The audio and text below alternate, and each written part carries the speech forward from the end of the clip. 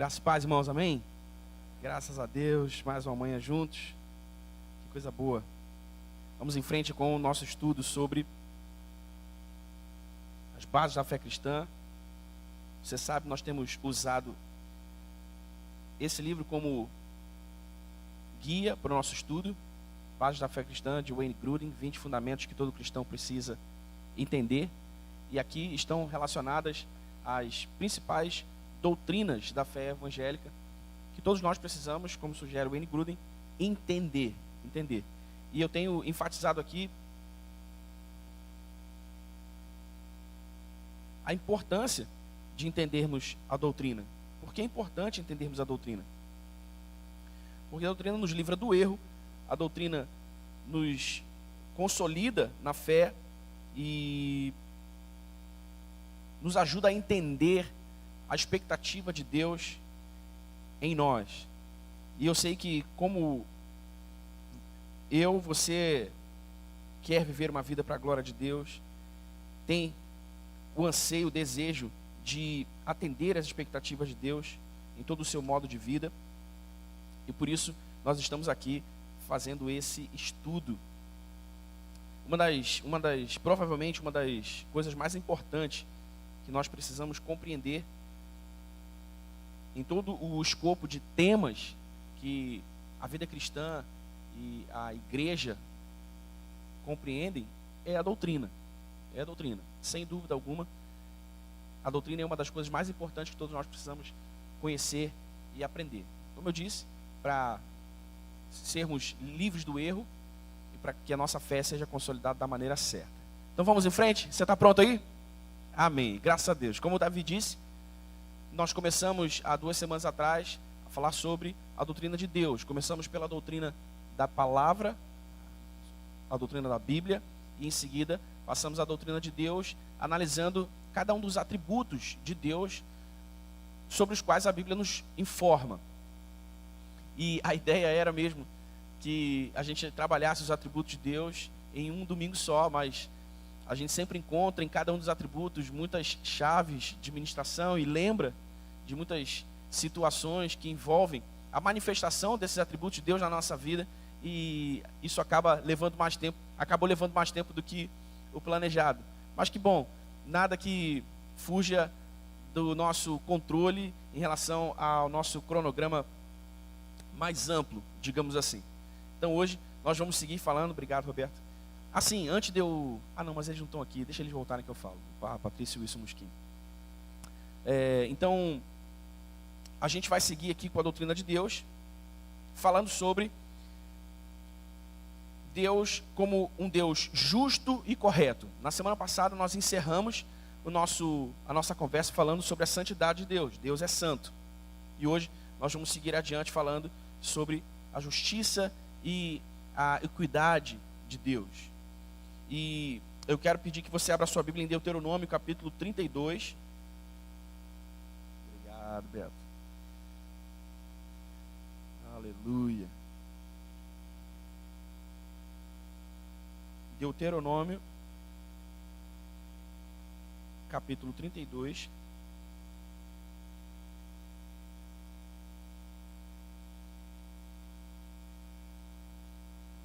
Esse é o primeiro texto que a gente vai ver. Deuteronômio capítulo 32. Lembrando aqui, gente, que a doutrina é tudo o que a Bíblia fala, ou tudo o que a Bíblia diz como um todo a respeito de determinado assunto. Certo? Isso é doutrina. Doutrina é tudo o que a Bíblia fala como um todo a respeito de determinado assunto. Então, nós começamos com a doutrina da Bíblia, observando tudo o que a Bíblia fala como um todo sobre a Bíblia, sobre a palavra de Deus. Obviamente, como eu disse, pelo tempo que nós temos, é impossível nós esgotarmos todos os textos, esgotarmos o assunto, por assim dizer. Por isso eu recomendei e recomendo de novo que você compre esse livro e que você leia esse livro. Só para que eu tire aqui a minha dúvida, quantos de vocês já compraram esse livro? Já tem esse livro? 2, 3 pessoas. 3 pessoas só, 4 pessoas. Gente, é extremamente importante que você tenha esse livro. Eu sei que, por diversas razões, nem todos podem ter, mas, aliás, se eu não me engano, Rubem, você ainda tem aquele link, né? Beleza. Quem não puder adquirir o livro e puder ler o livro em formato digital, em PDF, é só falar com o presbítero Rubem, ele tem um link do livro e ele vai compartilhar esse link com você. Beleza? Tá, eu não posso comprar o livro, não posso ir numa livraria, ou, enfim, eu não tenho dinheiro agora para comprar esse livro. Então você vai receber de graça um link para acessar o livro em PDF. E você pode então ler o livro no seu celular, no seu tablet, no seu computador, como você achar melhor. Mas é muito importante que você compre o livro e leia o livro, porque ele vai te ajudar a se aprofundar nos temas que nós estamos levantando aqui. Como a teologia sistemática se faz com a compilação e análise de todos os textos bíblicos referentes a um determinado assunto, obviamente nós não conseguiríamos observar todos os textos bíblicos no tempo que nós temos aqui. Por isso, eu vou pensando aqui alguns mais relevantes ou mais interessantes de acordo com o que a gente está abordando. Então, faça esse exercício, o exercício de ler esse livro e de compreender mais profundamente os temas que nós estamos abordando aqui. Então, Deuteronômio capítulo 32, versículo 4, diz assim: Ele é a rocha, as suas obras são perfeitas, e todos os seus caminhos são justos. É Deus fiel que não comete erros, justo e reto Ele é. Uau! Talvez você nunca tenha lido essa passagem bíblica, ou talvez você nunca tenha dado a devida atenção a essa passagem bíblica. Mas olha, preste atenção no que a Bíblia diz. Como as sentenças sobre esse atributo de Deus são enfáticas. São enfáticas. Olha, Ele é a rocha. As suas obras são perfeitas. Todos os seus caminhos são justos. Ele é Deus fiel, que não comete erros. Justo e reto Ele é. Você pode dar glória a Deus? Glória a Deus. Deus sempre age de acordo com aquilo que é certo, pois Ele próprio é o padrão supremo daquilo que é justo e correto.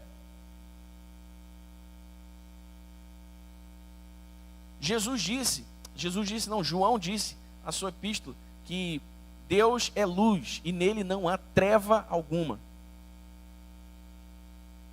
Tudo que Deus faz é correto.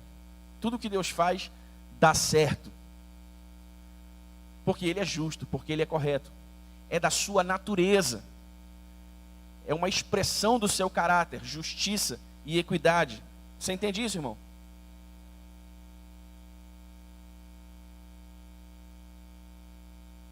Nós lemos em Gênesis, você não precisa abrir, eu vou pedindo para você abrir aquelas que são mais interessantes nós abrirmos para lermos juntos aqui. Nós lemos em Gênesis 18, 25, que como o juiz do mundo, Deus fará sempre o que é certo. Nós lemos em Isaías 45, 19, que Ele fala a verdade e anuncia o que é certo. Então, enquanto nós buscamos fazer o que é justo e direito, na medida em que nós procuramos pôr em execução o que deve ser feito, devemos sempre realizar, ter em mente que isso está em consonância com o caráter moral de Deus, pois esse é, por definição, o padrão de justiça. Deus é o nosso padrão de justiça e equidade. Amém, irmão?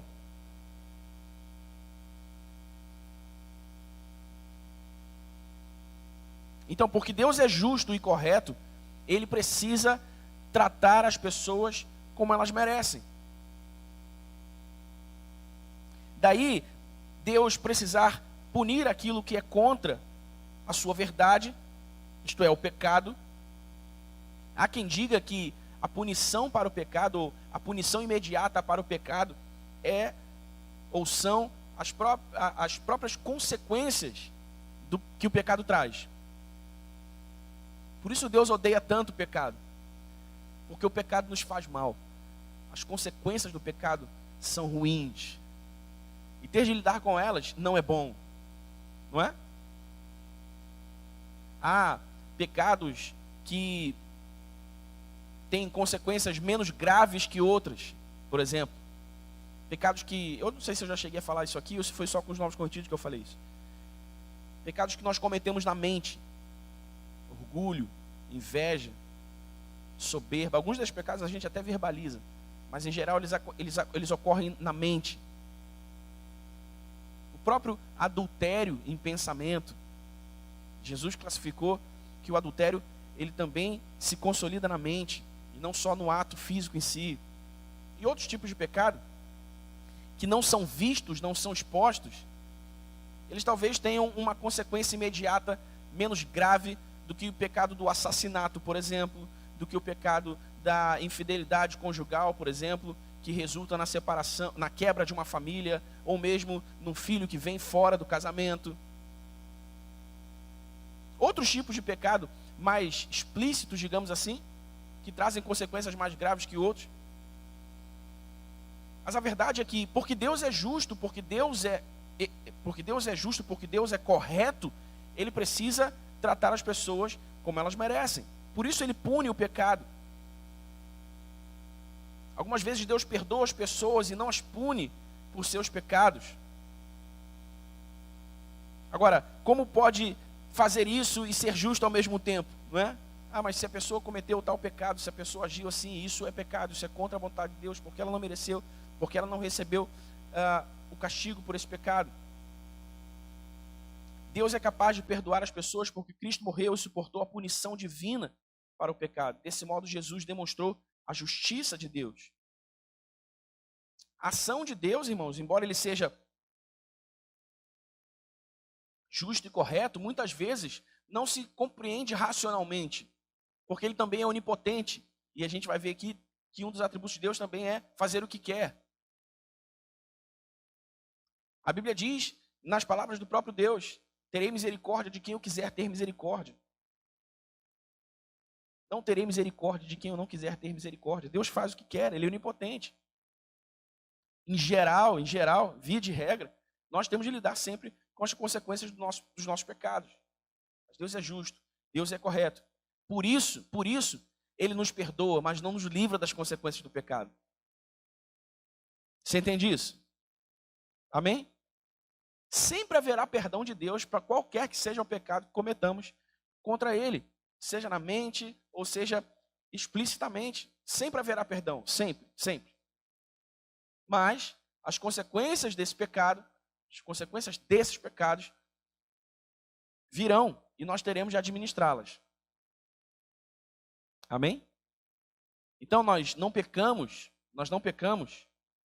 por vontade própria, não pecamos porque não queremos pecar, porque reconhecemos que o pecado fere a santidade de Deus, é contrário à sua vontade, e nós queremos viver para fazer a sua vontade. Aliás, nós devemos viver para fazer a sua vontade. Em 2 Coríntios 5, versículo 15, o apóstolo Paulo diz que ele morreu por todos, Jesus, para que todos aqueles que por ele vivem, nós, não vivam mais para si mesmos, mas para agradar aqueles que por ele morreu e ressuscitou. Os que agora vivem, nós devemos viver para agradar aquele que por nós morreu e ressuscitou. Agradar a Jesus é o nosso objetivo maior na vida. Ou deve ser o nosso objetivo maior na vida. Você entende isso, irmão? Como o cristianismo acaba se tornando em si mesmo uma contracultura, não é? Porque no mundo em que nós vivemos, as pessoas desenham para si próprias, para suas próprias vidas, carreiras, muitos objetivos. E não há nada de mal nisso. E as pessoas vivem a perseguir esses objetivos e conquistando um objetivo, desenham outro objetivo e vão atrás desse novo objetivo, conquistam esse objetivo e redesenham um novo objetivo e vão atrás desse objetivo, conquistam esse objetivo. E essa se torna a jornada de uma vida inteira, sem fim. Mas a palavra diz explicitamente que o objetivo maior de todo filho de Deus, o objetivo máximo de todo filho de Deus nessa vida, nessa terra, é viver para agradar a Jesus. Se enquanto você conquista os seus objetivos pessoais, você está agradando a Jesus, ótimo, maravilha. Mas se os seus objetivos pessoais em algum momento não estão de acordo, não estão conformes à vontade de Deus, à vontade de Jesus, eles precisam ser revistos, precisam ser repensados.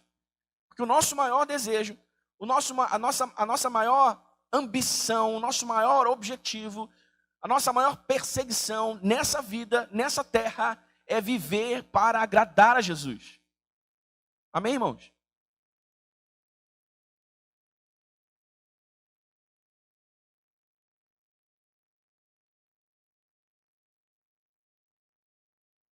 Eu falando sobre esse assunto, eu já usei, eu acho que eu já usei essa analogia, esse exemplo, e eu me lembrei dele porque eu usei hoje lá embaixo com os novos convertidos de novo, às 9 horas. A nossa salvação é mais ou menos como se nós tivéssemos um credor e uma dívida com esse credor impagável, impagável. Seria uma dívida impagável aí, sei lá, 5, 10, 15, 20 milhões de dólares.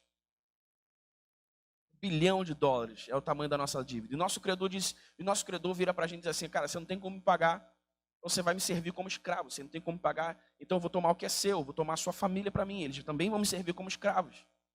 E até que você possa me pagar vai ser assim. Não, mas não tem mais, ou você me paga ou vai ser assim. E aí de repente aparece alguém, no cenário, eu disse, peraí, só um pouquinho. Deixa o cara livre, deixa a família do cara livre. Ele te deve quanto? Oh, como assim? Ele me deve quanto? Você vai pagar a dívida dele? Ele te deve quanto? Ele deve 20 bilhões de dólares. Essa dívida é impagável, ele não vai conseguir pagar essa dívida nunca. Então faz o seguinte, a dívida agora é minha. Eu vou te pagar essa dívida, deixa o cara livre. Aí esse cara vai pagar a sua dívida. Você está livre desse credor, você não vai mais servi-lo como escravo, ele não vai mais tomar o que é seu, sua família também não vai servi-lo como escravo. Eu te pergunto, qual seria a sua atitude para com essa pessoa que pagou a sua dívida impagável e te deixou livre da opressão desse credor? Qual seria a sua atitude? Cara, pelo amor de Deus, como é que eu posso te retribuir isso? Como é que eu posso te agradecer? Eu não tenho como te pagar. Obviamente, se você não podia pagar 20 bilhões de dólares ao primeiro credor, você não poderia pagar de volta por essa pessoa que comprou a sua dívida. Então, o que eu posso fazer para te agradar? Por favor, me diga, só me diga. Satanás era esse credor, o pecado era essa prisão. E nós não tínhamos como viver livre disso, porque essa era a nossa natureza. O nosso destino era a morte eterna. Nosso destino sem Cristo era fechar os olhos nessa terra e abri-los longe de Deus. O inferno. Mas apareceu Jesus. Jesus falou assim, não. Deixa o cara livre, deixa o cara livre. Quanto custa a dívida dele? Custa a morte de cruz, deixa comigo, eu vou pagar a dívida dele. E Jesus vai lá e paga a dívida, a nossa dívida. Então qual deve ser a nossa atitude para com Jesus? Jesus, o que o senhor quer que eu faça? Como é que eu posso te retribuir isso? Como é que eu posso te devolver isso? Aí eu te pergunto, seria muito diante do sacrifício de Cristo vivermos uma vida para agradá-lo? Sim ou não? Seria muito? Então Jesus diz, não, cara, tá bom, viva uma vida santa, viva uma vida pura, não traia sua esposa, não traia o seu esposo, eduque seus filhos no temor do Senhor, seja um bom cidadão, pague suas contas em dia, seja generoso, se engaje numa igreja local, sirva essa igreja local, coloque seu dinheiro lá também, ajude o evangelho a ser espalhado, pregue o evangelho para os seus amigos. Faça isso. Só isso, Jesus. Mas claro, é só isso, tudo bem. Mas ainda assim a gente erra naquilo que é essencial, a gente peca naquilo que é elementar, aquilo que representa a vontade elementar, fundamental de Deus para nós. Aquilo que a Bíblia nos instrui como sendo a vontade de Deus. Então como é que você acha que o nosso libertador, o nosso redentor, nosso remidor, aquele que remiu nossa vida, como é que você acha que ele recebe isso? Não é? Puxa vida, paguei a dívida impagável desse cara. E agora ele sequer fala comigo todo dia.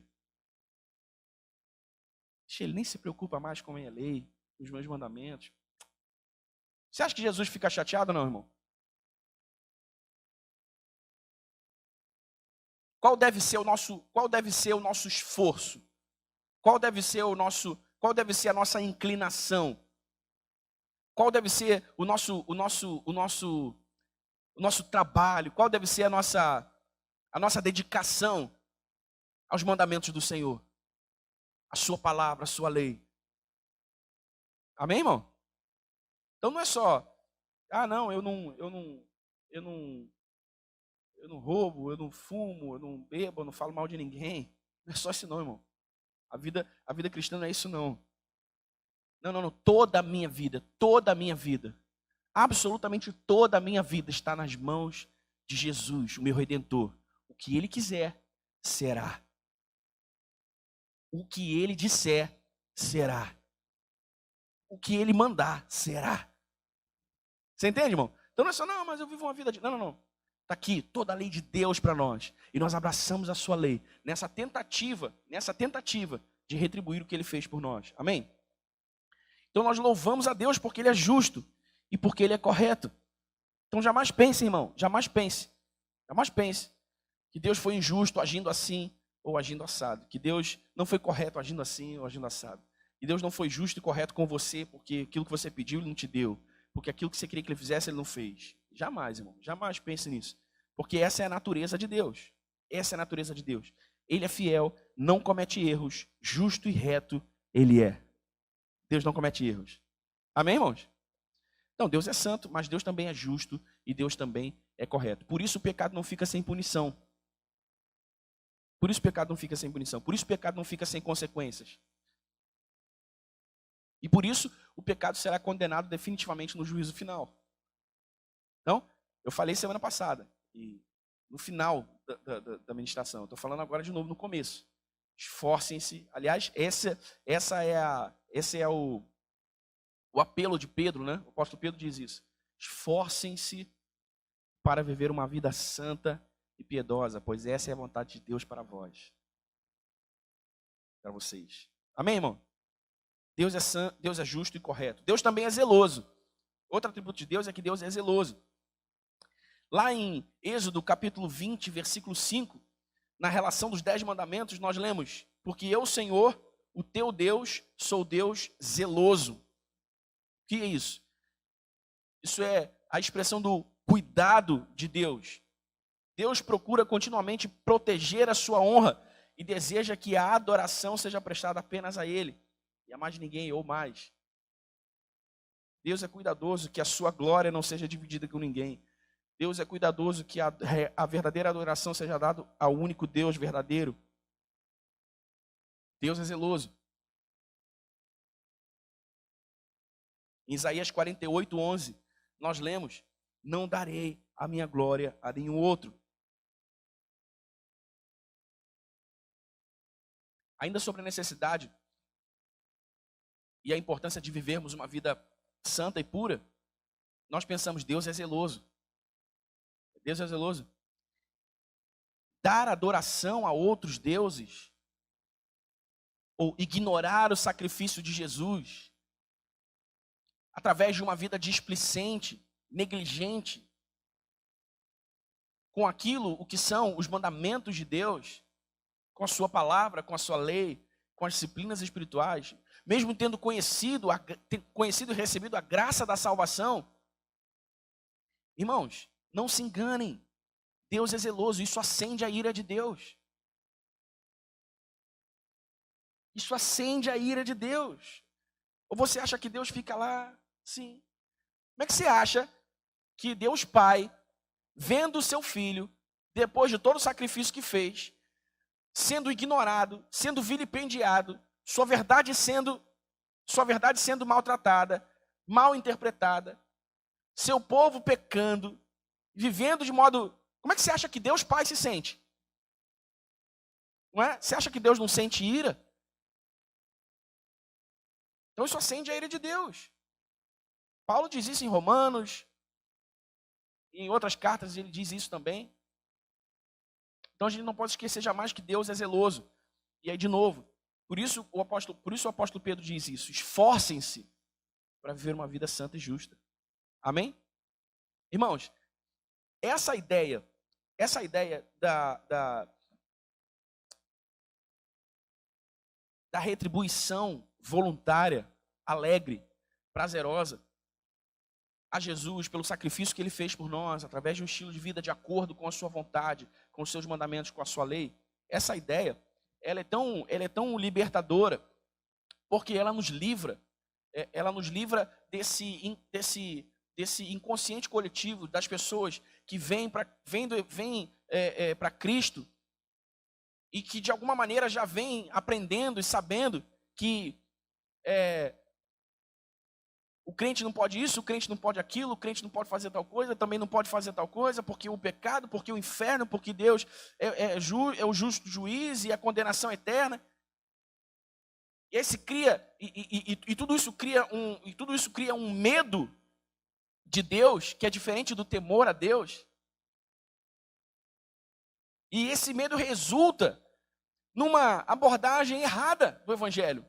E numa vida evangélica, numa vida cristã, sem prazer. Então, a religiosidade, ela é contrária à natureza do Evangelho.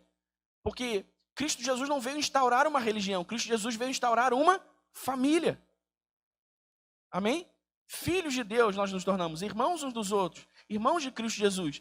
Então a religiosidade, ela é contrária à natureza do Evangelho, porque a natureza do Evangelho, a natureza do real cristianismo, não é a religiosidade, mas o relacionamento. Amém? A religiosidade pressupõe medo, mas o relacionamento pressupõe amor. Então, a ideia de devolver em amor a Jesus o sacrifício que ele nos fez, coloca as coisas na perspectiva certa. Então, por que eu me esforço para viver uma vida santa e piedosa, como sugere o apóstolo Pedro?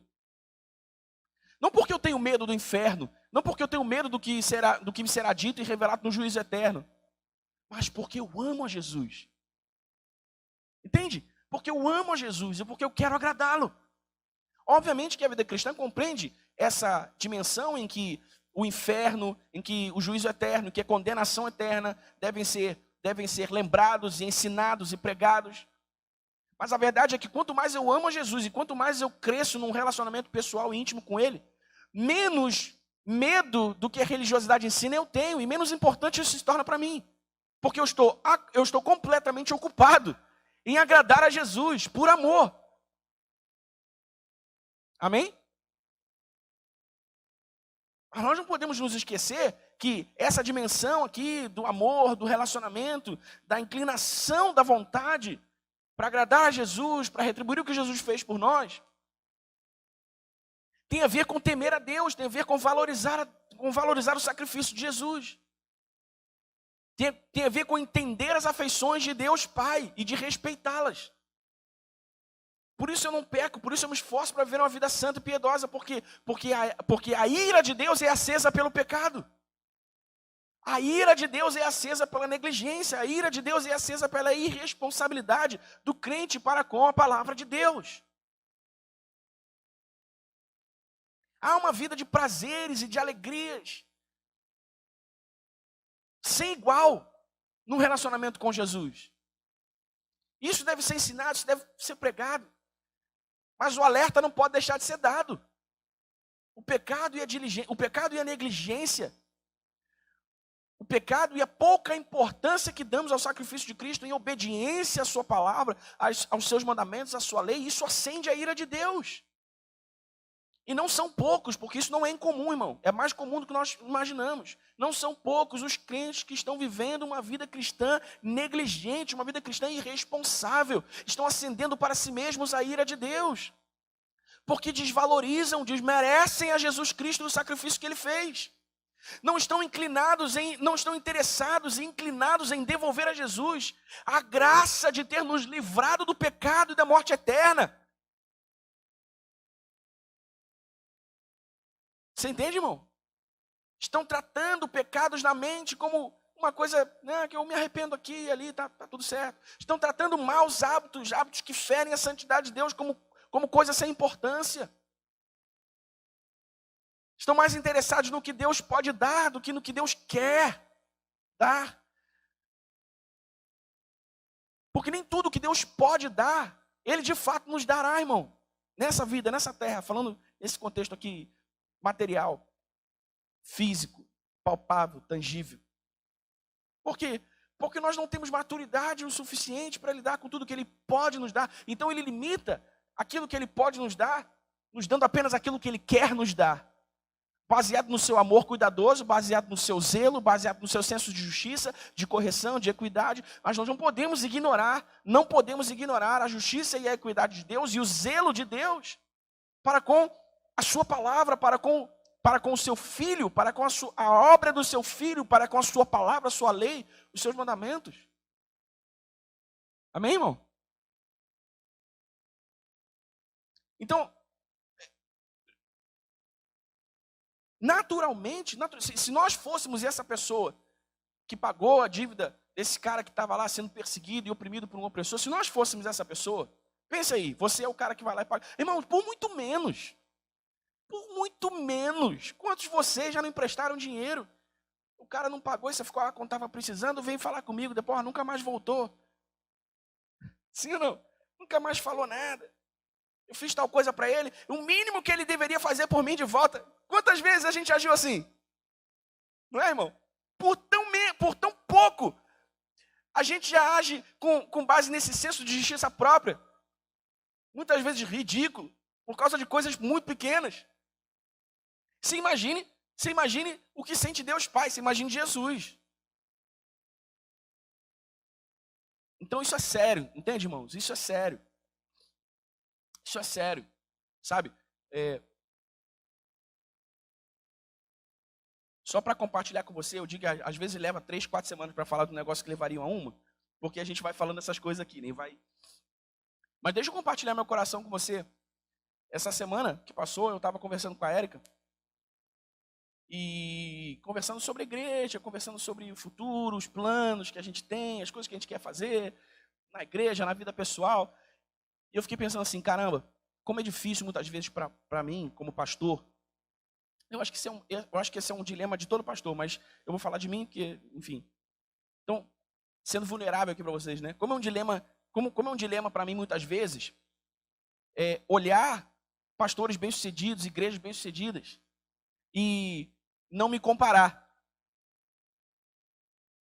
Como é difícil muitas vezes. Porque eu fico pensando, pô, esse cara está dando certo, essa igreja está avançando, acelerando. Pô, o que eu estou fazendo errado? Será que eu estou deixando de fazer alguma coisa que eu devia fazer? Será que eu estou fazendo alguma coisa que eu não devia estar fazendo? E logo o Espírito ministra no meu coração, não é? Sobre a natureza do Evangelho, sobre a natureza da igreja, sobre a realidade de cada contexto.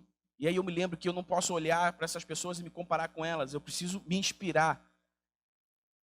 A inspiração é diferente da comparação. A inspiração provoca crescimento, a comparação provoca autocomiseração, né? Ai, tadinho de mim, porque ele cresce ou não. E eu conversando com a Erika, eu falava assim, caramba, é interessante como você vê, como você observa algumas igrejas grandes que crescem.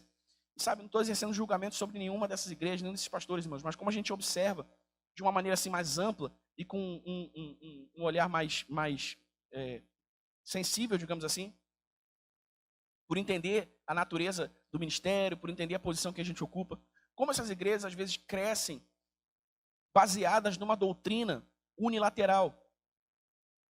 O que eu quero dizer com isso? Eu quero dizer com isso que a maioria das mensagens que se ouve nessas igrejas é o tipo de mensagem que exalta o homem, é o tipo de mensagem que promete ao homem, é o tipo de mensagem que levanta o ânimo do homem, é o tipo de mensagem que toca a alma do homem, mas não é o tipo de mensagem que traz o homem à sua responsabilidade para com Deus, que traz o homem a um lugar de dever para com Deus, que traz o homem a um lugar de senso de imerecimento. Nós não merecemos o que Deus fez por nós. Mas Ele fez assim mesmo. E qual é a minha resposta a isso? Não traz o homem a um lugar de comprometimento com a missão de Deus. Não traz o homem a um lugar de comprometimento com as suas vontades, com o domínio próprio. Mas está aqui, levantando o que o homem pode receber, o que o homem pode ter, a esperança, o futuro, e pá. Irmãos, as pessoas, de uma maneira geral, amam ouvir essas coisas. Amam. Essas mensagens, eu disse, é unilateral. Essa mensagem é unilateral. Ela é parte de todo o evangelho, mas ela não é o evangelho todo. Vocês entendem o que eu estou querendo dizer, irmão? ela é parte do evangelho todo, mas não é o evangelho todo, de forma que eu não posso recortar de todo o evangelho essa única mensagem e pregá-la como se ela fosse o evangelho todo. Meu pai, meu falecido pai, pastor, dizia: o pastor é como o pêndulo de um relógio, ele precisa bater sempre dos dois lados. Sempre dos dois lados. Um relógio que bate para um lado só está quebrado, está ruim. Não é? Então, essas mensagens, elas são importantes, elas têm o seu lugar, são legítimas, precisam ser pregadas. Eu preciso vir aqui animar a sua fé. Eu preciso muitas vezes vir aqui chacoalhar você e dizer o quanto Deus te ama, dizer o quanto ele é importante, o quanto você é importante para ele, o quanto ele tem olhos no seu futuro, no seu destino, o quanto ele quer alinhar a sua vida, te fazer crescer e prosperar. Eu preciso pregar isso. Mas eu não posso deixar de pregar que o seu pecado acende a ira de Deus. E que você corre sérios riscos se você não alinhar a sua vida com a palavra, com os mandamentos de Deus, com a lei de Deus. Porque Jesus está voltando, o juízo eterno virá. E o apóstolo Pedro, ou Paulo diz: olha, se o juízo de Deus começa pela casa de Deus, o que aqueles que não são de Deus podem esperar? Ou seja, nós também seremos julgados, irmãos, e receberemos de Deus a justa paga pela vida que vivemos aqui, responsáveis pela verdade que abraçamos. Porque se alguém não conhece a verdade, não pode se tornar responsável por ela. A gente só é responsável por aquilo que a gente conhece, por aquilo que a gente sabe, não é? Às vezes eu estava dirigindo e fiz uma contramão sem saber, porque não tinha placa, fui parado numa blitz. Você não viu a placa ali? Você não sabe que isso aqui é contramão, não? Eu falei: senhor guarda, com todo respeito, eu não sei que isso aqui é contramão, porque eu nunca venho aqui, eu estou passando aqui de passagem, estou vindo aqui de passagem, e também não há nenhuma placa na esquina ali dizendo que é contramão. Ah, mas é contramão, mas não havia placa, como é que eu ia saber? Eu nunca vim aqui. Não é? Então, eu não sou responsável por aquilo que eu não sei, mas por aquilo que eu sei eu me torno responsável. Se houvesse uma placa e eu tivesse feito a contramão, seria justo que eu tivesse uma multa por essa contramão. Não é? Mas se eu não sei. Então, irmãos, nós, os que já sabemos, os que fomos alcançados pela verdade, nos tornamos responsáveis por ela. Então, com a mesma alegria que nós recebemos a mensagem que nos levanta, que nos inspira, que anima a nossa alma, nós devemos receber também com alegria as mensagens que nos exortam, nos encorajam e nos corrigem. Porque Deus corrige a todo filho que ama. Amém? Filho sem correção cresce o quê? Mal educado, linguarudo, pirracento. Não é? Filho sem disciplina cresce assim.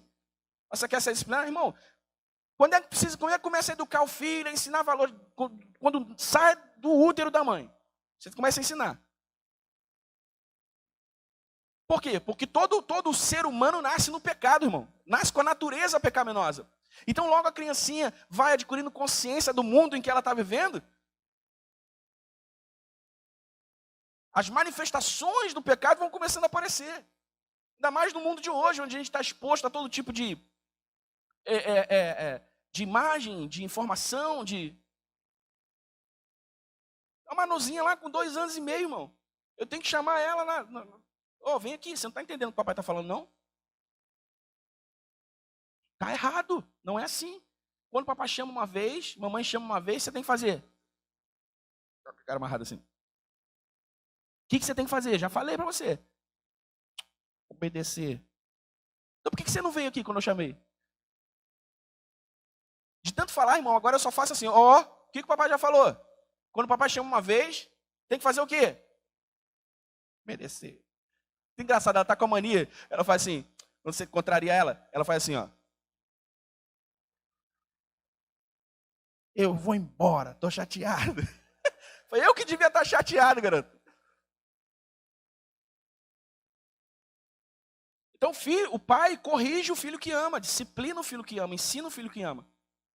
Então se o crente está pecando, se o crente está aqui vivendo a vida cristã assim, alabangu, como dizem, né? Fazendo salseiro aqui, ignora a palavra, entende errado a palavra, vive errado a palavra. Se o crente está fazendo isso, e o pastor está aqui, ó, vai lá, Jesus vai te abençoar, e pá, e pá, e pá. Vem aqui. O que é isso aqui? O que é isso aqui? Entende? Às vezes, irmão, quando eu estou no gabinete, ou acontece, está com um casal que, por exemplo, são cristãos novos e tal, não são casados, estão morando juntos. Vocês não estão casados por quê? Bora casar. dinheiro, eu consigo o casamento, não tem dinheiro, eu consigo o casamento lá, o documento para você, a isenção para você. Eu vou encurralando o cara. Ora, esse negócio está contra a vontade de Deus. Ou você casa ou você para de transar com a sua parceira. Um ou outro, quem você vai escolher? Entendeu? Você tem que chamar o cara na responsabilidade. Você tem que chamar a mulher de Deus na responsabilidade. Porque esse sim é o evangelho todo, o evangelho completo, o evangelho que anima, exalta, encoraja, uau, mas que também chama o homem à sua responsabilidade. Amém? Amém, igreja? Por quê? Porque Deus é zeloso. E o outro atributo que a gente vai ver aqui, olha, Deus manifesta a ira contra o pecado. Eu não estou falando que Deus acende a sua ira contra o pecado. Deus manifesta a ira contra o pecado. Deus odeia intensamente todo pecado. Intensamente. Sabe o que é isso? A ira de Deus arde contra o pecado. E é ela que finalmente consumirá aqueles que rejeitam a Jesus e continuam em seu pecado. Abra sua Bíblia em João 3, versículo 36.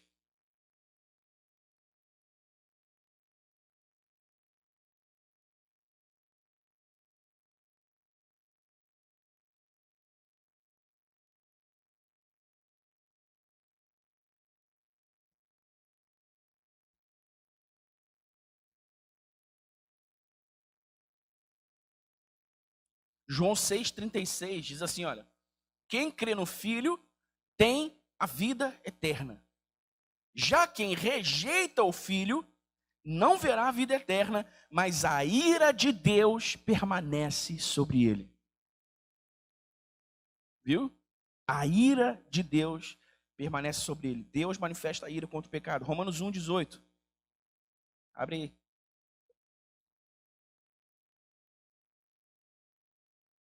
Romanos 1,18. Se você chegou, diga amém. Foi rápido demais, né? Espera um pouquinho. Está todo mundo aí? Romanos 1,18. Os aplicativos de Bíblia acabaram com isso, né, irmão? 3 toquezinhos você chega em qualquer passagem. Muito legal, muito legal. Tecnologia é muito boa essa. Romanos 1,18. Portanto, a ira de Deus é revelada dos céus contra toda a impiedade e injustiça dos homens que suprimem a verdade pela injustiça. Deus manifesta a ira contra o pecado. O pecado, irmãos, exatamente porque o pecado acende a ira de Deus, ele merece o nosso ódio. Oh, que pesado, pastor. Não, é isso mesmo. Todo cristão deveria odiar o pecado. Todo cristão deveria sentir repulsa pelo pecado. Mas quem é um cristão que odeia o pecado? Quem é um cristão que sente repulsa pelo pecado? O cristão que está crescendo em santidade e pureza. Porque quanto mais santo e puro eu vou me tornando para o Senhor, nesse trabalho conjunto com o Espírito Santo, de me transformar de dentro para fora a partir da mensagem do Evangelho, mais compreensão vou tendo de que aquilo ali é contrário à vontade de Deus. Mais desejo eu vou tendo de agradar a Deus. Então, se é contrário à vontade de Deus, se eu quero agradar a Deus, não, estou longe desse negócio aí, não quero esse negócio não. Então a gente deveria sentir ódio pelo pecado. E nós somos encorajados mesmo, pelo exemplo de Cristo, a odiar o pecado e a maldade. Você quer ver? Hebreus capítulo 1.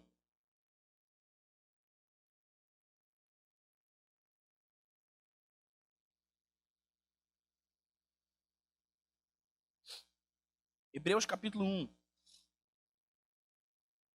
Versículo 9. O escritor aos Hebreus diz assim, olha, acerca de Deus. Amas a justiça e odeias a iniquidade. Por isso Deus, o teu Deus, escolheu-te dentre os teus companheiros, ungindo-te com óleo de alegria. Ele odeia a iniquidade. Deus odeia a iniquidade.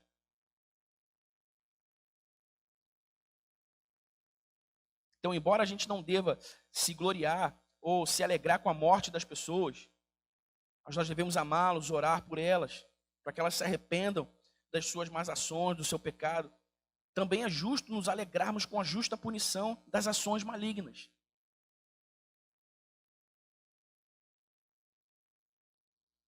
E pode parecer polêmico, né? Ouvir isso. É justo que eu me alegre com a punição do pecado? É justo que eu me alegre que um pecador seja punido pelo seu pecado? Sim, por quê? Porque Deus é justo. Eu amo a Deus e a sua natureza. Se Deus odeia o pecado, eu também odeio o pecado. Se Deus pune o pecado, para mim está tudo bem. Você entende? Você entende isso, irmão? Isso quer dizer que eu não amo o pecador? Pelo contrário. Eu amo o pecador, eu oro pelo pecador, eu quero que o pecador se arrependa. Mas se Deus odeia a iniquidade, eu também odeio a iniquidade. Se Deus odeia o pecado, eu também odeio o pecado. Se o pecado acende a ira de Deus, também deve acender a minha ira. E eu amo a justiça e a correção e a equidade de Deus.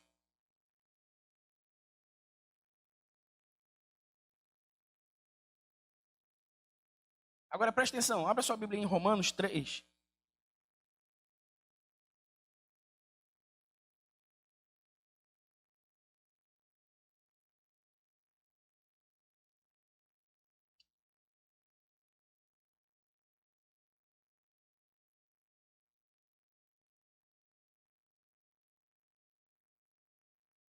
Romanos 3, 25.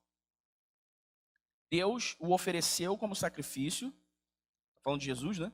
Para a propiciação mediante a fé pelo seu sangue, demonstrando a sua justiça.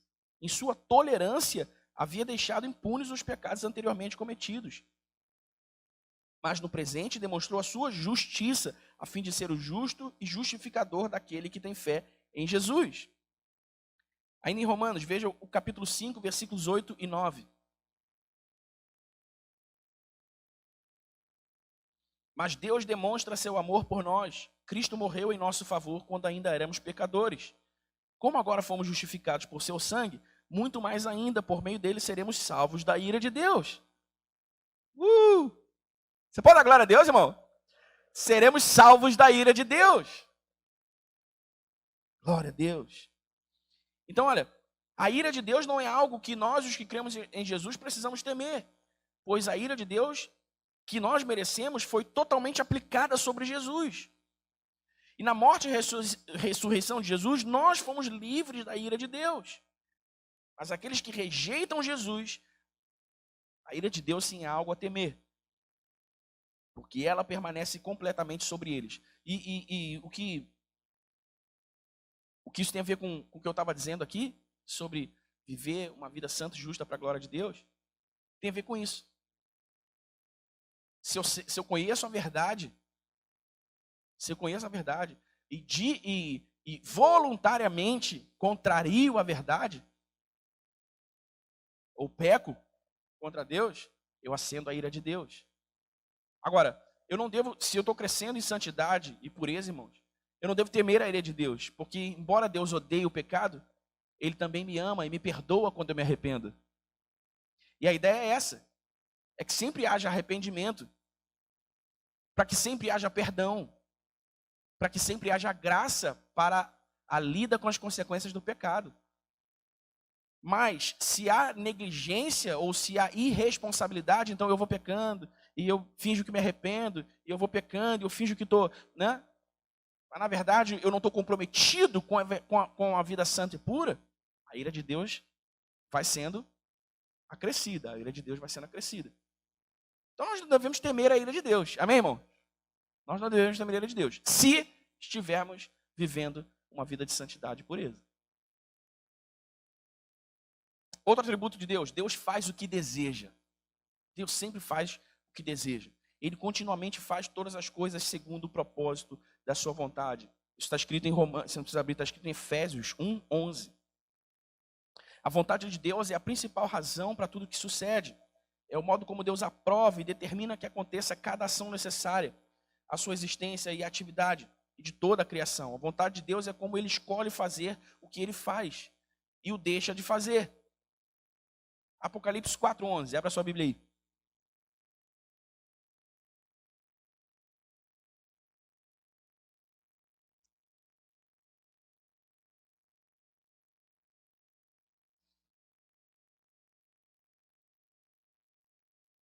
Apocalipse 4:11 diz assim, olha: Tu, Senhor, é Deus nosso, és digno de receber a glória, a honra e o poder, porque criaste todas as coisas, e por tua vontade elas existem e foram criadas. Amém? Deus faz o que deseja. Em Romanos 13:1, nós vemos que os governos humanos recebem o seu poder de acordo com a vontade divina. E olha que interessante, irmãos. Às vezes, é da vontade de Deus que os seus sofram. Oh, que isso, Daniel? Abre sua Bíblia aí. 1 Pedro 3,17. Abre sua Bíblia aí. Daniel, será que Deus quer que eu sofra? Presta atenção. Como assim? Não foi para eu parar de sofrer que ele morreu por mim? Às vezes, é da vontade de Deus que os seus sofram. 1 Pedro 3,17. É melhor sofrer por fazer o bem, se for da vontade de Deus, do que por fazer o mal. Se for da vontade de Deus, que eu sofra, que seja por fazer o bem e nunca por fazer o mal. Amém? Então, se você faz o bem, vive uma vida reta, justa, íntegra diante do Senhor, e ainda assim você sofre por causa disso, esse sofrimento é da vontade de Deus. O nome de Deus há de ser glorificado. Amém, irmão? Aliás, é sobre isso que eu vou pregar de noite. Dando um spoiler aqui, né? Quando Marta e Maria mandaram avisar Jesus que Lázaro morreu, a Bíblia diz que Jesus ainda ficou 2 dias. Esperou até 2 dias para visitar a família. Para ver a família. E Marta pergunta assim, Senhor, se o Senhor fala para Jesus, se o Senhor tivesse aqui, meu irmão não teria morrido. Jesus diz para si, seu irmão vai ressuscitar. Isso é para que se manifeste a glória de Deus, Jesus diz. A glória de Deus. Então, há certos dilemas, há certas aflições, há certos sofrimentos que são para a glória de Deus. Mas a nossa mente humana é limitada e a gente não entende isso muitas vezes. A gente acha que Deus está sendo injusto. A gente acha que Deus não está sendo bom.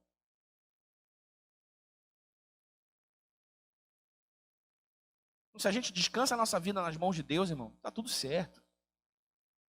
Está tudo certo. Sabe?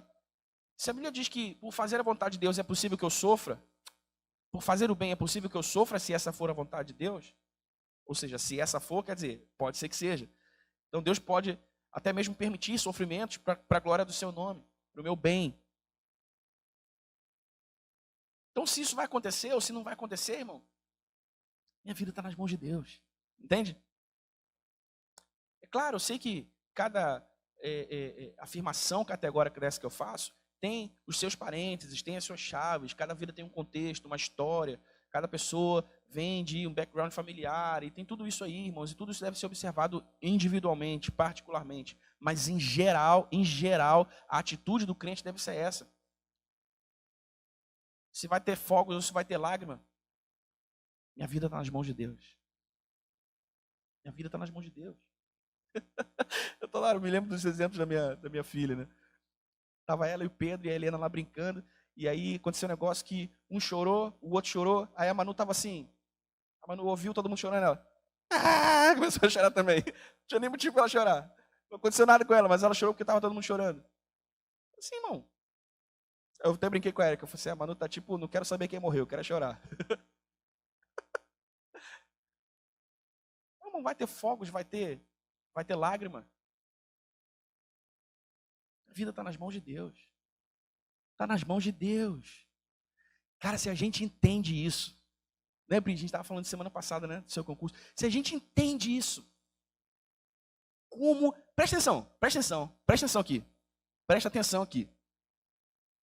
Como a gente pode aliviar as cargas que a gente se impõe e sofre por causa delas, se a gente só entender isso? Do Senhor é a terra, Salmo 24, do Senhor é a terra e tudo que nela há, o mundo e todos os que nele habitam. Todas as coisas foram criadas por ele e por meio deles elas se mantêm, diz a palavra de Deus.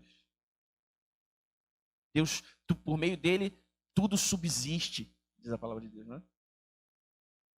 Porque todas as coisas são por ele, para a glória dele, a ele seja toda a glória, hoje eternamente, amém. Se a gente entende isso, irmão, que a providência divina está governando o mundo e, portanto, governando também a nossa vida, não há por que carregar cargas e fardos e viver triste, aflito por causa das situações. Claro, há a dimensão natural dos sofrimentos que provocam a tristeza e a gente sente tristeza mesmo, ok. Mas logo a gente faz o quê, irmão? Senhor, a minha vida está nas tuas mãos. Então, se eu não vou conseguir me aliviar desse sofrimento agora, Senhor, lembra de Jesus? Senhor, se for possível, passa de mim esse cálice. O que Deus diz para Jesus? Não. Sofre aí, você vai beber esse cálice. Então a gente se ajoelha e fala, Senhor, se houver livramento para essa situação, Senhor, por favor, Senhor. Mas se não, se o meu caminho é esse, Senhor, e se eu vou ter que passar por esse vale, então vem comigo nesse vale, Senhor. Me ajuda a passar por esse vale. Pronto. Vai acabar o sofrimento? Pode ser que não, você vai ter que continuar lidando com as expressões da alma no meio desse vale. Mas a sua fé não é abalada. Amém? A sua fé não é abalada por quê? Porque você está que nem Jesus, contudo seja feita a tua vontade, não a minha. Amém? Amém, irmãos? Eu falei isso aqui outro dia, né? Depois que a gente venceu o luto pela morte do Bernardo, eu falei para a Érica assim, depois que a gente venceu e a gente, né, glorificou a Deus pela sua vontade, eu falei assim, tá bom então, Bernardinho foi uma semente que a gente lançou, só por causa disso a gente vai fazer mais 4 filhos. Tá maluco, não sei o quê. Não. Vamos encher, vamos povoar. Como é que você fala? Se a cama não quebra, eu encho esse balaio, né? Vamos povoar. A Érica brinca comigo. Não, tá maluco, você tá maluco. Provavelmente a gente não consiga ter mais 4 mesmo, por causa da idade também, mas a gente quer ter mais filhos. Então assim, Senhor, eu não tenho resposta, tá doendo, então assim, só me ajuda a passar por isso. Minha vida está nas tuas mãos, Senhor. Por quê? Eu falei isso aqui, né? Semana passada, se não me engano. A gente fica sofrendo, porque a gente quer resposta, a gente quer entender por quê, a gente quer entender os caminhos de Deus, a gente quer saber com detalhes o que Deus pensou para poder fazer tal coisa, por que Deus disse não, mas se, a gente fica querendo, a gente fica querendo escrutinar o pensamento de Deus ali. E não vai conseguir nunca. Por quê? Porque nós somos criaturas finitas, criados por um Deus infinito. A nossa capacidade de entender Deus, ela é finita, irmão. Amém? Ela é finita. Porque nós só sabemos de Deus o que de si mesmo Deus decide nos revelar. Então, se eu esbarro nessa finitude e não consigo mais entender a ação de Deus, o mover de Deus, o que Deus está fazendo, o que não está fazendo, o que eu faço? Eu me posiciono na sua graça e descanso. Amém? Me posiciono na sua graça e descanso e digo, Senhor, vai aí. Minha vida está nas mãos do Senhor. Aquele que habita no esconderijo do Altíssimo, a sombra do Onipotente descansará. Presta atenção, irmão. Por que alguém precisa de um esconderijo? Quem é que se esconde? Geralmente quem se esconde por quê? Porque está sendo perseguido. Está sendo perseguido. Está no meio de um conflito, está no meio de uma guerra, está no meio do fogo cruzado.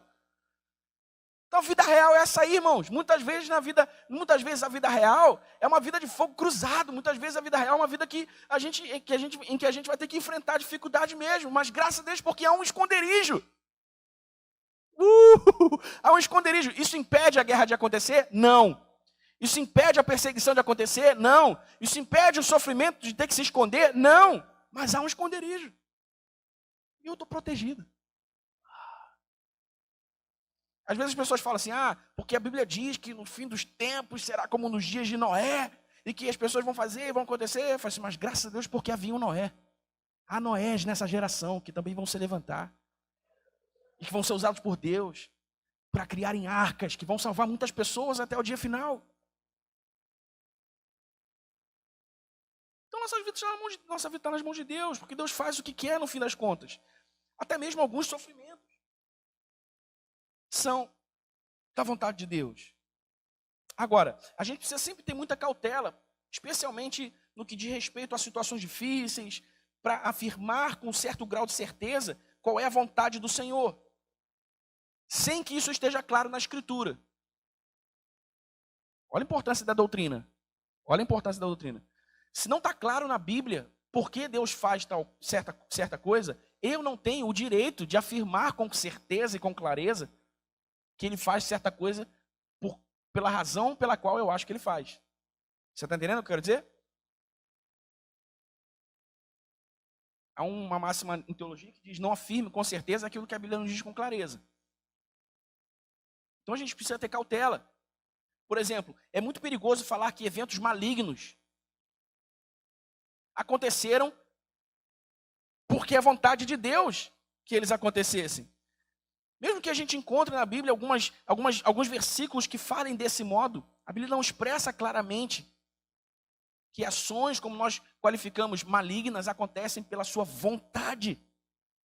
É diferente, irmãos. É diferente entender que certas coisas acontecem por sua permissão. Daí que eu digo que nem tudo que Deus permite é o que Deus quer. Entende? Por quê? Porque qual o limite para Deus permitir ou não certa coisa? Primeiro, a sua vontade, obviamente. E segundo, os seus princípios. Os seus marcos. A sua palavra. Então, Deus permite que certas coisas aconteçam porque Ele não pode contrariar a sua palavra. A sua palavra diz que em certas condições de temperatura e pressão, as coisas acontecem desse modo. A sua palavra diz isso. Então, quando elas acontecem, Deus precisa permitir que elas aconteçam. Quando essas condições de temperatura e pressão vêm, Deus precisa permitir que certas coisas aconteçam. Por quê? Porque Ele disse. Entende? Então é diferente.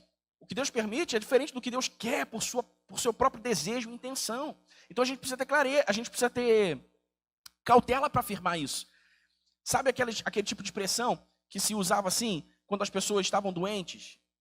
Deus te jogou no leito. Deus te colocou doente para você aprender alguma coisa. Calma aí. Se isso é afirmado como uma doutrina, isso precisa estar escrito. Se isso é afirmado como uma doutrina, isso precisa estar revelado nas Escrituras.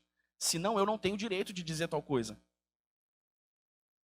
De repente, Deus não está querendo ensinar nada com determinada...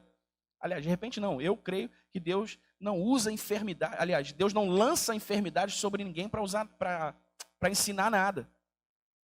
Quando as enfermidades vêm por diversas razões, Deus também pode usá-las para nos ensinar coisas. Mas não é Deus quem pega do seu alforje uma doença, e coloca sobre alguém. Agora eu vou te ensinar tal coisa. Você entende o que eu estou querendo dizer? É diferente. Se eu sou pai e tenho um alforje aqui cheio de enfermidade, minha filha me desobedece, você vai aprender a me obedecer. Pega aqui uma gripe. Pum. Você acha, que pai racional faria isso? Nenhum, né? Por que às vezes a gente acha que Deus faz isso? Então essa expressão e outras expressões, né? Deus te colocou no leito e coisa e tal, e parará.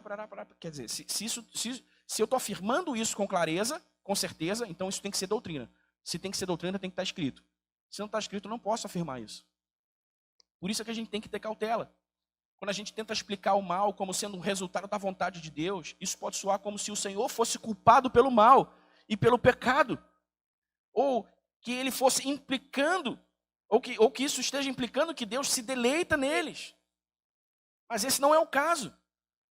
Por quê? Porque em toda a Bíblia, escute isso, em toda a Bíblia, seres humanos e anjos caídos, demônios, são sempre culpados por ações malignas e por ações pecaminosas, e nunca Deus. Amém? Quem são os culpados pela execução do mal? Os demônios. Homens caídos, pecadores. Mas nunca deve ser creditado na conta de Deus ações malignas como se essa fosse a vontade dele. Embora ele faça o que ele quer, como a gente está vendo aqui.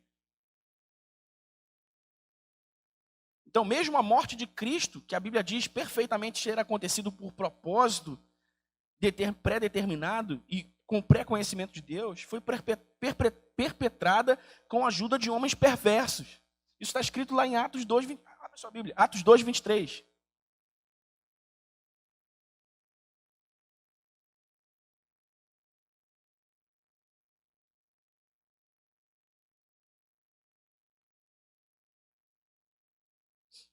No discurso de Pedro, logo depois do Pentecostes, Pedro começa ali, a partir do versículo 14, a fazer o seu discurso, e depois disso muitas almas vêm para Cristo, convertem-se ao Evangelho. Mas olha só a parte do discurso dele, o que ele diz no versículo 23. Este homem, está falando de Jesus, né? Foi entregue por propósito determinado e pré-conhecimento de Deus. E vocês, com a ajuda de homens perversos, o mataram pregando-o na cruz. Então, até a morte de Jesus teve de ser operacionalizada por homens perversos. Não é? Para que ficasse claro, inclusive, que a execução do mal nunca é responsabilidade de Deus. Amém, irmão? Amém? As pessoas falam, né? Mas as catástrofes e isso, aquilo, outro. Isso é outra coisa, irmão. Lá em Gênesis, quando o homem peca e é expulso do jardim, Deus amaldiçoa a terra. Deus não amaldiçoa o homem, Deus amaldiçoa a terra. E a partir da maldição que Deus lança sobre a terra é que surgem, com o pecado, surgem as doenças, o desequilíbrio climático, a morte genética do homem mesmo, biológica do homem.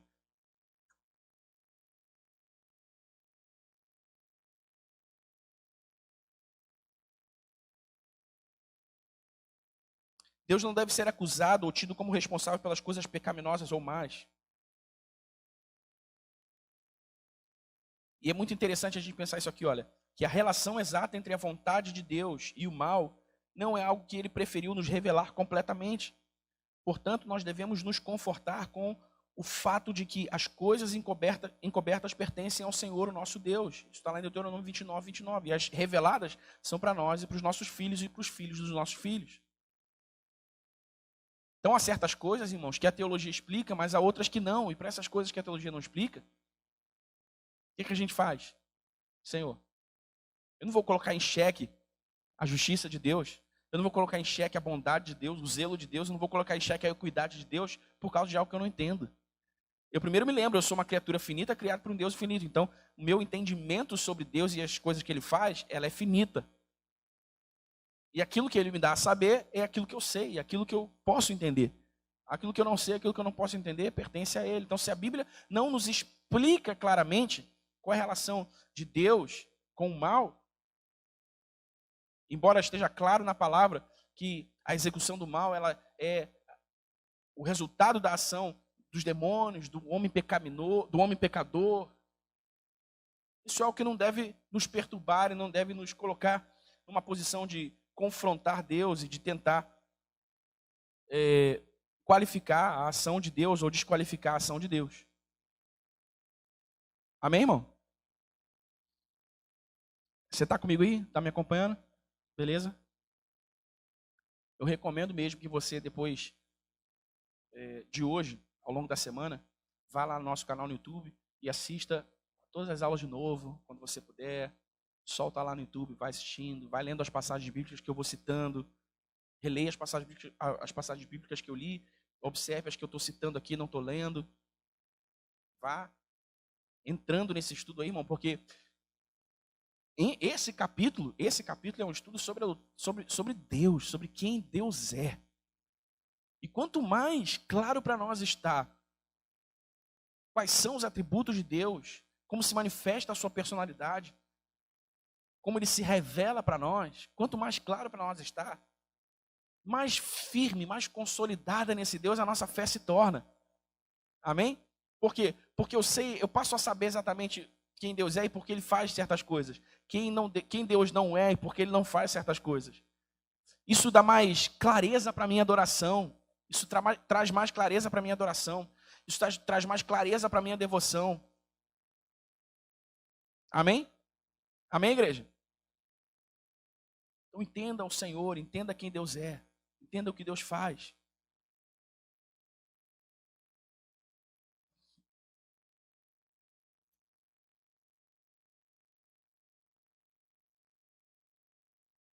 Para terminar, Deus é perfeito. Outro atributo de Deus, Deus é perfeito. Não precisa abrir. Mateus 5,48 diz: perfeito é o Pai Celestial de vocês. Simples assim. Perfeito é o Pai Celestial de vocês. Isso significa que Deus possui todas as excelentes qualidades e não somente falta, e não sente falta de nenhuma que lhe seja desejável. Isso é bom, isso é maravilhoso, né, irmão? Isso é maravilhoso. Deus possui todas as excelentes qualidades e não sente falta de nenhuma que lhe seja desejável. Embora aqui na terra nós não atinjamos a perfeição que frequentemente almejamos por meio da obra de Cristo em nosso favor, continuamos a progredir para a perfeição no curso de nossa vida, porque fomos feitos à sua imagem e semelhança. Ele nos chama a uma vida de perfeição, uma vida santa, pura para Ele. Amém? Deus também é bendito. A bênção de Deus significa que Ele se deleita completamente em si mesmo e em tudo que reflita seu caráter. Ele mesmo é o foco de toda felicidade e deleite. Portanto, sua plenitude de alegria é encontrada em si mesmo. Por isso nós lemos, a alegria do Senhor é a nossa força, porque Ele é fonte de toda alegria. Ele é bendito, a sua bênção inclui toda a plenitude de alegria e prazer. Tudo está nele. Tudo está nele. Deus é belo. Salmo 27, versículo 4. Davi nos diz que o seu único e grande anseio na vida é habitar na casa de Deus durante toda a sua existência. Abre aí, irmão. Esse salmo é bonito. Salmo 27, 4.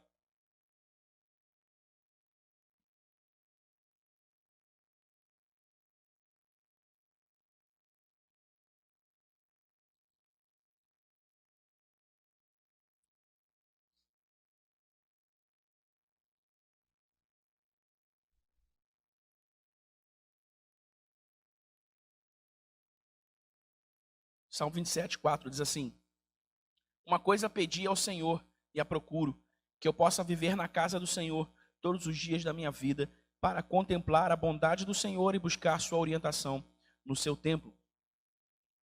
Algumas versões da Bíblia dizem para contemplar a sua formosura. Davi diz que quer contemplar a formosura do Senhor. O que é isso, irmãos? É a soma de todas as qualidades desejáveis que Deus possui em si mesmo. Porque Deus é belo. Amém? Aleluia. E Deus também é uma unidade. Já antecipando aqui o próximo capítulo, que nós vamos falar sobre a doutrina da Trindade. Deus é uma unidade. Embora alguns dos atributos de Deus possam parecer mais destacados do que outros, é importante perceber que Ele é uno em todos os seus atributos. Ele não possui mais um atributo do que outro. Não está dividido em partes e não exibe um atributo num ponto da história e outro num momento diferente. Ele é pleno e completo em cada atributo, mesmo aqueles que não são mencionados aqui, em todos os momentos. Que maravilha, esse é o nosso Deus, hein, irmão? A Escritura nunca identifica um dos atributos de Deus como mais importante do que outros. Por exemplo, em 1 João, capítulo 1, versículo 5, nós lemos que Deus é luz. Em 1 João 4:8, nós lemos que Deus é amor. Ele não é parte luz e parte amor. Ele não é amor durante o dia e luz à noite. Ele é em todos os momentos e em todos os modos. Luz e amor. Cada um dos atributos de Deus qualifica outro. Você entende isso, irmão? Não tem... Deus não é mais ou menos uma coisa ou outra. Deus é tudo sobre tudo. Amém? Deus é tudo sobre tudo. Você quer a fonte de toda alegria? Está em Deus. Você quer a fonte de toda bondade? Está em Deus. Você quer a fonte de toda luz? Está em Deus. Você quer a fonte de todo amor? Está em Deus. Você quer a fonte de toda graça? Está em Deus. Você quer a fonte de todo poder? Está em Deus. Você quer a fonte de toda majestade? Está em Deus. Você quer a fonte de toda glória? Está em Deus. Você quer a fonte de toda autoridade? Está em Deus. Você quer a fonte de todo perdão? Está em Deus. Você quer a fonte de toda alegria? Está em Deus. Deus é tudo, sobre tudo, o tempo todo. Amém, irmão? Cada um dos atributos de Deus representa um aspecto do seu caráter. Cada um deles nos fornece um aspecto de quem Ele é e também nos oferece uma perspectiva sobre quem Ele nos fez ser. Amém, igreja? Em 3 capítulos nós vimos aqui quais são os atributos de Deus, ao que Deus se assemelha, nas palavras de Wayne Grudem. Então, de novo, isso serve para quê? Isso serve para que a nossa fé seja consolidada na pessoa de Deus. E para que a gente não tenha um entendimento errado sobre Deus, quando Deus faz alguma coisa, quando Deus deixa de fazer alguma coisa, quando Deus diz uma coisa, quando Deus deixa de dizer uma coisa. Você entende? Nós entendemos, né, de maneira finita, porque Ele faz tal coisa, porque Ele diz tal coisa, porque isso é parte de quem Ele é. São os seus atributos sendo manifestos, sendo revelados à humanidade. Amém, igreja? Amém?